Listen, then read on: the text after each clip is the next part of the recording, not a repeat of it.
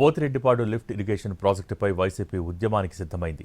తమ ప్రభుత్వ హయాంలో ప్రారంభమైన నిర్మాణాన్ని పూర్తి చేయాలని డిమాండ్ చేస్తున్నారు ఆ పార్టీ నాయకులు.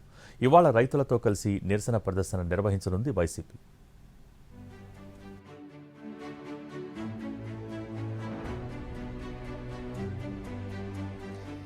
రాయలసీమ ఎత్తిపోతల పథకంపై వైసీపీ ఉద్యమానికి సిద్ధమయ్యింది. ప్రాజెక్టు నిర్మాణాన్ని ఆపడానికి వీల్లేదంటుంది. ప్రాజెక్టు నిర్మాణం త్వరగా పూర్తి చేసి రాయలసీమతో పాటు నెల్లూరు, ప్రకాశం జిల్లాల రైతుల నీటి కష్టాలకు ఫుల్ స్టాప్ పెట్టాలని డిమాండ్ చేస్తోంది. వాస్తవానికి ఇటీవల తెలంగాణ ముఖ్యమంత్రి రేవంత్ రెడ్డి చేసిన కామెంట్స్తో పోతిరెడ్డిపాడు ప్రాజెక్టు నిర్మాణంపై సందేహాలు మొదలయ్యాయి. తాను చంద్రబాబు నాయుడిని ఒప్పించి పోతిరెడ్డిపాడు నిర్మాణాన్ని నిలిపివేయించాను అంటూ ఇటీవల అసెంబ్లీలో చెప్పారు తెలంగాణ సీఎం రేవంత్ రెడ్డి.